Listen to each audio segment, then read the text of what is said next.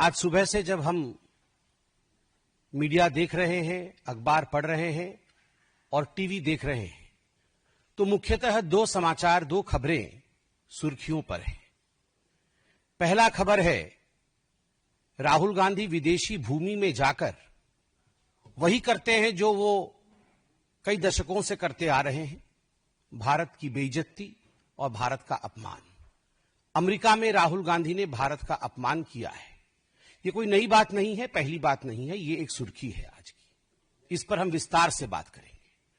और दूसरी बड़ी खबर है कि आज से कांग्रेस के तमाम बड़े नेता चोर मचाए शोर, ये देश के भिन्न भिन्न भागों में जाकर आज से प्रेस कॉन्फ्रेंस करेंगे मां बेटे को बचाने के लिए।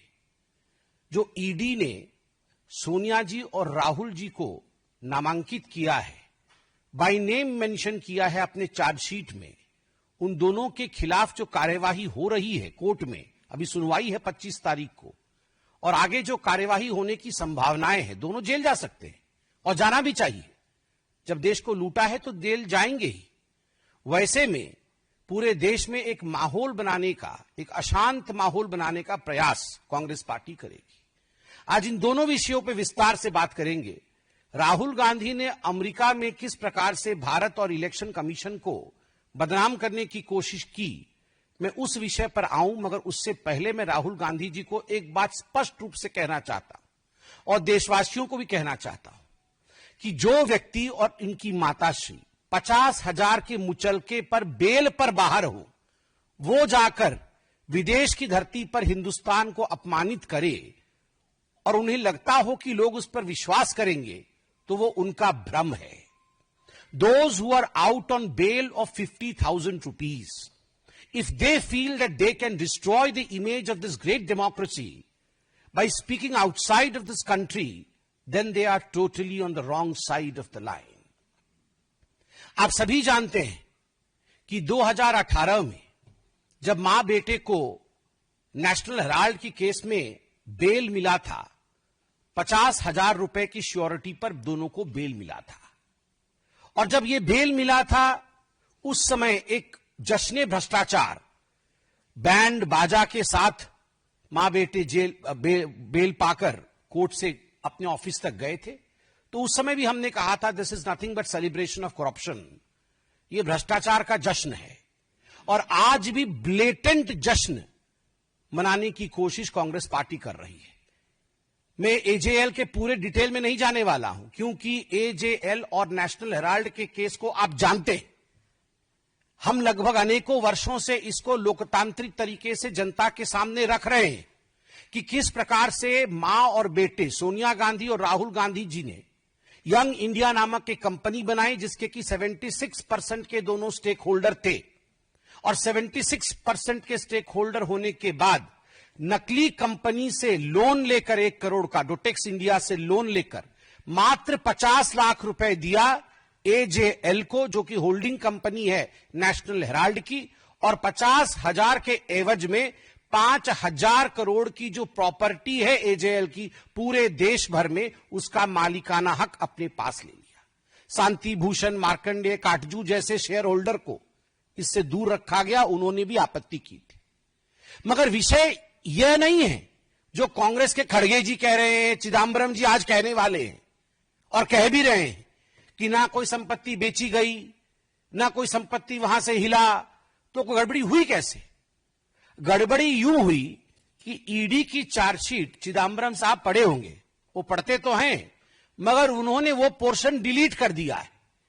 ईडी ने बहुत स्पष्ट रूप से कहा है कि ये जो प्रॉपर्टी है एजेएल की, चाहे वो बहादुर शाह जफर मार्ग पर हेराल्ड बिल्डिंग हो, चाहे वो लखनऊ में उनकी प्राइम लोकेशन पे प्रॉपर्टी हो, चाहे वो भोपाल में उनकी प्रॉपर्टी हो, कल माननीय अध्यक्ष जी हमारे आदरणीय जेपी नड्डा जी ने बहुत ही ल्यूसिड एंड सुंदर तरीके से हिमाचल प्रदेश में किस प्रकार से धांधलेबाजी चल रही है नेशनल हेराल्ड की, उस विषय को हिमाचल प्रदेश की भूमि पर ही रखा, चाहे हिमाचल प्रदेश की प्रॉपर्टी हो। इन सब प्रॉपर्टी, वो प्रॉपर्टी तो वही है, मगर ये प्रॉपर्टी को जरिया बना करके, इस प्रॉपर्टी को औजार बना करके प्रोसीड्स ऑफ क्राइम जनरेट किया जा रहा था।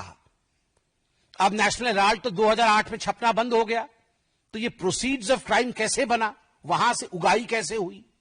आप देखिए, एक बिल्डिंग है बहादुर शाह जफर रोड में, और एक अखबार वहां पहले छपती थी। तो इन्होंने क्या किया, बोगस एडवर्टाइजमेंट, हम नेशनल हेराल्ड में एडवर्टाइजमेंट देंगे और उस एवज में 38 करोड़ रुपया जो है ये मां बेटे ने ले लिया। 38 करोड़ रुपए मां बेटे ने लिया है बोगस एडवर्टाइजमेंट के लिए। क्या एडवर्टाइजमेंट? ना हम नेशनल हेराल्ड में एडवर्टाइजमेंट देंगे। जब लिस्ट देखा ईडी ने तो किसका एडवर्टाइजमेंट है? कोई गुड्डू सिंह है, कांग्रेस पार्टी का कोई छोटा सा नेता है, और उसने बोला है मेरे बेटे के जन्मदिन की बधाई मैं दूंगा उस पेपर में, और किसी ने बोला है मैं सोनिया जी के जन्मदिन की बधाई दूंगा, उसके लिए मैं 50 लाख रुपए देता हूं। अरे जब पेपर ही छप नहीं रहा है तो एडवर्टाइजमेंट कहां दोगे? तो ये जो बोगस एडवर्टाइजमेंट है उसके नाम पर 38 करोड़ रुपया लिया है। ठीक उसी प्रकार बोगस डोनेशन, कि हम नेशनल हेराल्ड के लिए डोनेशन देना चाहते हैं, और कई लोगों ने डोनेशन दिया। एक बहुत बड़ी लिस्ट बना करके 18 करोड़ रुपए डोनेशन का जनरेट किया, मगर जब डोनर लिस्ट देखा गया तो लिस्ट ही नहीं है। किसने दिया भैया ये डोनेशन? जब अखबार ही नहीं छप रहा है तो काहे का डोनेशन? तो 18 करोड़ रुपए बोगस डोनेशन आपने लिया है। और बोगस एडवांस रेंट, बिल्डिंग है नेशनल हेराल्ड की बहादुर शाह जफर मार्ग पे, सबसे बड़ी बिल्डिंग है। हम रेंट लेंगे इस बिल्डिंग में, कल से हम यहां पर कॉमर्शियल एक्टिविटी शुरू करेंगे, यह करके लगभग अनेकों कंपनियों ने 38 करोड़ रुपए डोनेट कर, मतलब एडवांस रेंट दे दिया कि हम अगले महीने से वहां अपना कॉमर्शियल गतिविधि आरंभ करेंगे। मगर किसी प्रकार का कॉमर्शियल गतिविधि वहां नहीं है। जब चेकिंग किया गया तो ये जो 18 करोड़ रुपए का बोगस डोनेशन है, ये जो एडवांस रेंट है 38 करोड़ रुपए का, और जो 29 करोड़ का बोगस एडवर्टाइजमेंट है, ये सारे पैसे कहां गए? कुल मिलाकर के ईडी कहती है ये प्रोसीड ऑफ क्राइम्स जो है ये 988 करोड़ का है। ये 988 करोड़ का बोगस डोनेशन आखिरकार मां बेटे के जेब में गया है। तो मां बेटे को लगता है कि वो बच जाएंगे, तो गलत है। They are not going to be excused and they are not going to be saved. The law is going to take over and catch them. कानून के हाथ लंबे होते हैं, ये हमने सुना है, और होते ही है, ये नहीं छूटने वाले हैं। और यही फ्रस्ट्रेशन है, राहुल गांधी जी का यही फ्रस्ट्रेशन है कि आज वो विदेश की भूमि में जाकर भारत और भारत के महान लोकतंत्र को अपमानित कर रहे हैं, उसे बदनाम कर रहे हैं। बॉस्टन के ब्राउन यूनिवर्सिटी में उनका कोई लेक्चर होना है, वो लगभग 3 दिन की ट्रिप में यूएस पहुंचे हैं। और विडंबना देखिए, जब यूएस के उपराष्ट्रपति भारत में है, उस समय यूएस की भूमि में जाकर भारत को अपमानित और भारत के लोकतंत्र के खिलाफ कहना, यह आदत ऐसी ही है कांग्रेस पार्टी की। आप याद करिए, जब कॉमनवेल्थ हो रहा था उस समय भी यूएस में जाकर, और उस समय भारत में भारत के खिलाफ राहुल गांधी और उनके तमाम जो उनके नेतागण हैं वो कह रहे थे। राहुल जी अमेरिका में जाके इलेक्शन कमीशन को कॉम्प्रोमाइज्ड बताते हैं। वो कहते हैं कि महाराष्ट्र के चुनाव में जिस प्रकार का मतदान हुआ वो एक तरह से फर्जीवाड़ा था। महाराष्ट्र में भारतीय जनता पार्टी को और उनके अलाइज को जीतना नहीं था, और कहीं ना कहीं इलेक्शन कमीशन ने हमारे साथ समझौता किया। मैं राहुल जी से पूछना चाहता हूं, राहुल जी, झारखंड भी तो उसी समय चुनाव हुआ था, क्या आपने इलेक्शन कमीशन के साथ झारखंड में समझौता किया था? आप एक बार सोरेन जी से पूछिए, क्या उन्होंने समझौता किया था इलेक्शन कमीशन से? प्रियंका वाड्रा, उसी चुनाव में जो बाई इलेक्शन हुए थे, उसी समय उसी कालखंड में जो बाई इलेक्शन हुए थे, उस बाई इलेक्शन में वो जीत के सदन में आई पैलेस्टाइन का बैग टांग करके। आप बताइए, क्या प्रियंका वाड्रा ने रॉबर्ट वाड्रा की मध्यस्थता से इलेक्शन कमीशन के साथ कोई कॉम्प्रोमाइज किया तभी उसकी जीत हुई, या वो अपने मेहनत पर जीत कर आई? आप ये बताइए कि 240 सीट जब भारतीय जनता पार्टी को विगत लोकसभा 2024 के लोकसभा में जब हमें 240 सीट और आपको 99 सीट मिली, तो आपने पूरे देश में और सदन में भी ढिंढोरा पीटा कि ये भारतीय जनता पार्टी की हार है और ये कांग्रेस पार्टी की जीत है। तो was the election commission compromise then? आपने ये जो जश्न मनाया था, क्या हम कॉम्प्रोमाइज थे? और ठीक उसी प्रकार महाराष्ट्र में लोकसभा में हमें 9 सीटें मिली और आपके गठबंधन को हमसे अधिक मिली थी। तो was the election commission compromise then by you? केवल इतना ही नहीं, आपने सामने बैठा करके सदन में अयोध्या सीट हम हार गए, इस प्रकार से आपने पूरा सेलिब्रेशन किया। क्या इसके पीछे आपका किसी प्रकार का कॉम्प्रोमाइज था इलेक्शन कमीशन के साथ? किस प्रकार से यह संभव हुआ? क्योंकि भारत में आज फ्री एंड फेयर इलेक्शन होता है, भारत में आज सजीव लोकतंत्र है, इसी कारण यह संभव हुआ।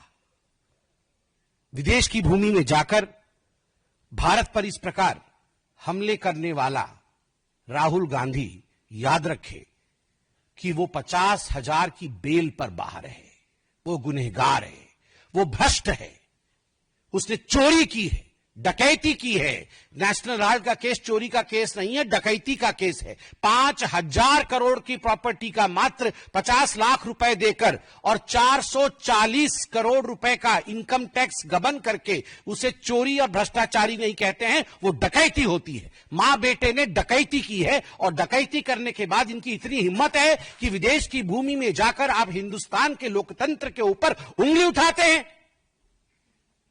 राहुल गांधी, आपसे नहीं हो पाएगा हिंदुस्तान में राजनीति, तो जाकर के किसी और देश से चुनाव लड़िए, मगर जिस थाली में खाते हैं अगर उस थाली में आप छेद करेंगे तो आप देशद्रोही कहलाएंगे। You are a traitor. Rahul Gandhi traitor हैं, केवल इसलिए नहीं क्योंकि विदेश की भूमि में जाकर देश की संस्थाओं का अपमान करते हैं और देश के लोकतंत्र को हीन बताते हैं। वो इसलिए भी ट्रेटर हैं क्योंकि देश की संपत्ति का करोड़ों करोड़ रुपए नेशनल हेराल्ड के माध्यम से उन्होंने गबन किया है और केवल अपने सहूलियत के लिए, अपने आराम के लिए गबन किया है। और याद रखिए राहुल गांधी, आप और आपकी माताश्री बचने वाली नहीं है।